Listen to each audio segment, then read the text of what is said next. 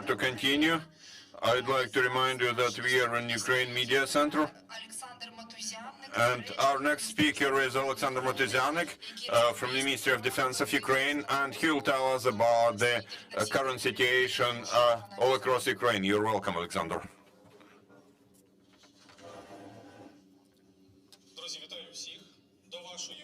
Good afternoon, everybody. I'd like to offer current information about situation as of noon today, 17th of March.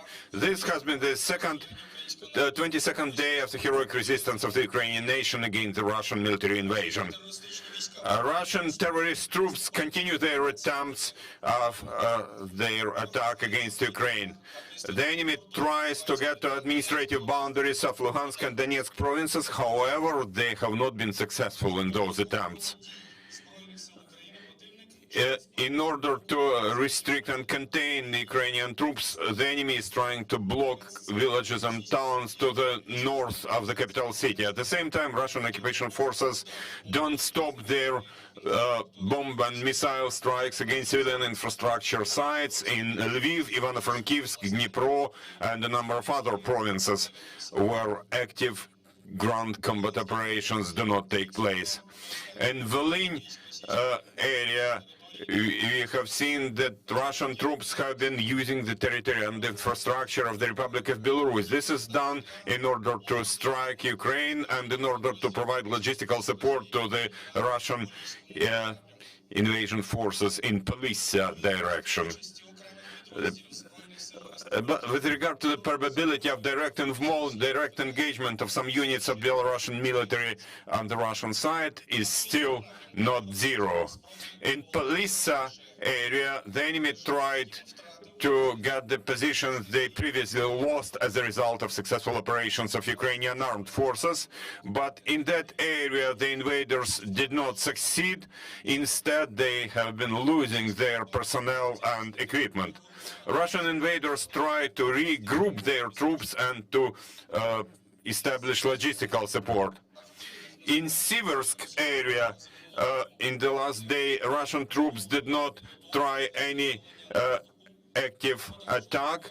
They have been preparing to renew attacking and further blocking Kyiv from northeastern direction.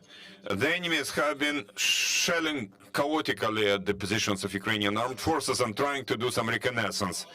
In Slobozhanщina area, invaders tried to move forward, but they have not succeeded. So the enemies have been trying to fortify their positions and to improve their logistical support. Also, according to our information, Russian invaders have been strengthening their troops using additional units of the 1st Tank Brigade and Coast Guard units of Baltic Fleet, from Baltic Sea. In Donetsk and Tavria directions, the enemy tried to attack in the area of city of Rubizhne. They tried to keep the western and northwestern part of the city and move to its southwestern part.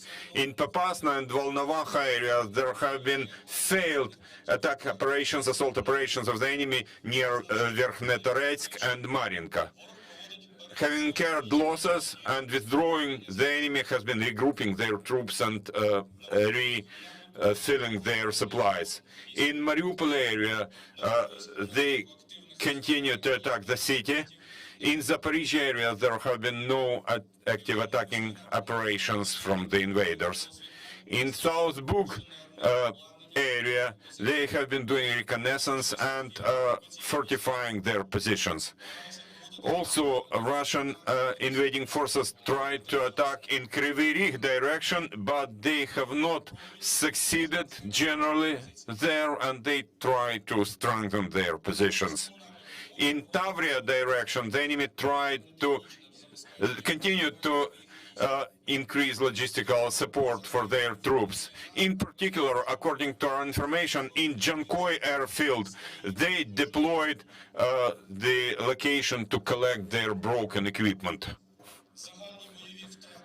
The total combat losses of the enemy from February 24 to this day, March 17, have been tentatively as follows. Personnel, about 14,000 people died, 444 tanks, 1,435 infantry fighting vehicles, 201 artillery systems,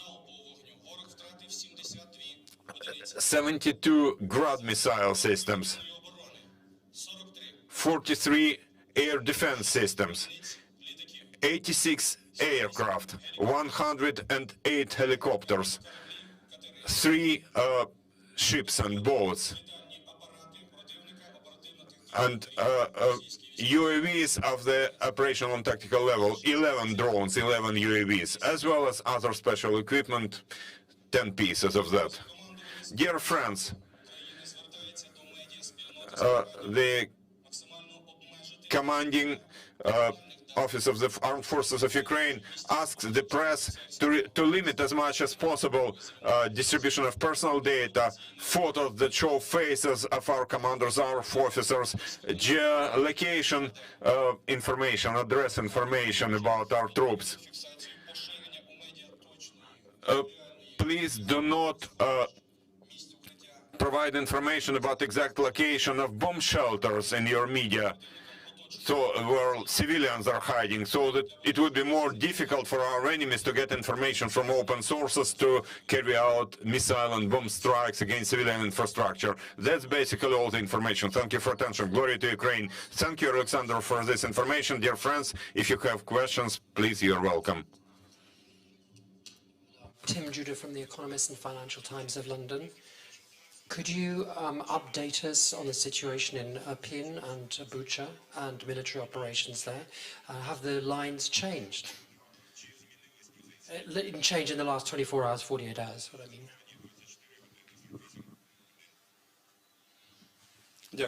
Thank you.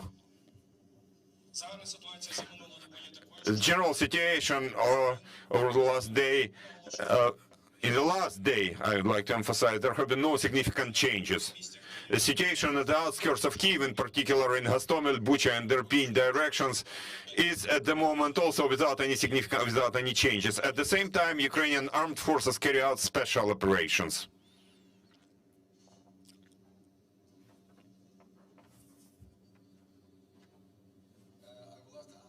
About air attack against Kyiv. How many air attack happening every day, like missiles or that kind of things, and what is the response from your side, and can you give some estimate numbers about this?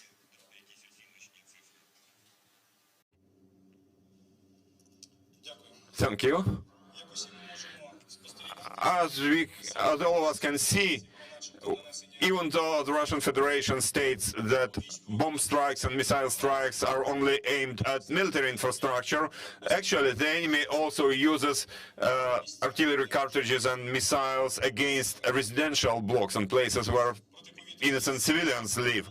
At the same time, air defense forces in Kyiv are always on high alert, and every now and then they down enemy's missiles. You can see it also on the news and open sources where their fragments fall down. Unfortunately, some buildings are destroyed, sometimes they are fire, and unfortunately we have had losses among local civilians. Again, this is a war crime. This is a war crime, and there is nothing like that on the global scale, and that's in that way Russian Federation commits their crimes. Second question is about especially in Bucha and Irpin areas. We have heard that, like, you said that there's no significant change, but in city center, Ukrainian forces start to have offensive. They are trying to take some position over there.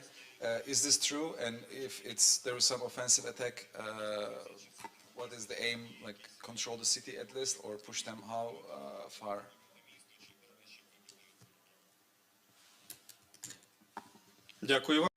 Thank you. I got your question. I'd like to emphasize the following.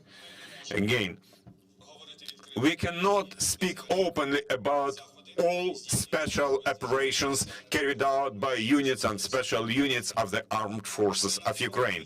This area is of special importance that the outskirts of Kyiv, and in order to further strengthen the defense of the capital city of Kyiv, Ukrainian armed forces make every effort possible to prevent the enemy from attacking from that direction too. I'm Viktor Melnikov from CGTN. Could you please clarify, with regard to my colleague's question, could you please clarify, since Monday, how many missiles, rockets fall down on residential buildings? Missiles, fragments of missiles and rockets down by targeted by air defense and so on. And how many people have died and have been wounded since Monday, and how many strategic facilities have been hit in Kyiv? Thank you. Thank you, friends. I don't have statistics starting from Monday, but we are talking about several cases where missiles would hit residential blocks. One of such examples of such cases happened several days ago, when a missile hit by air defense fell down in Podil district in the city of Kyiv. One person died there, and there was a fire and destruction. About military facilities, again, we cannot share that information openly at the moment.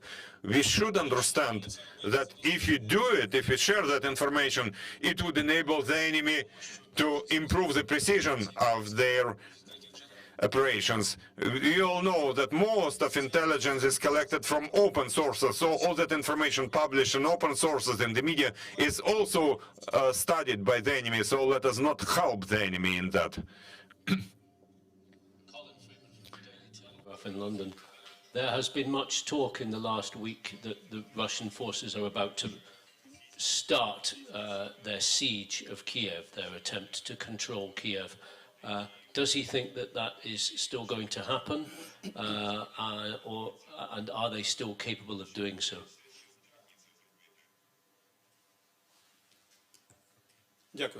Thank you.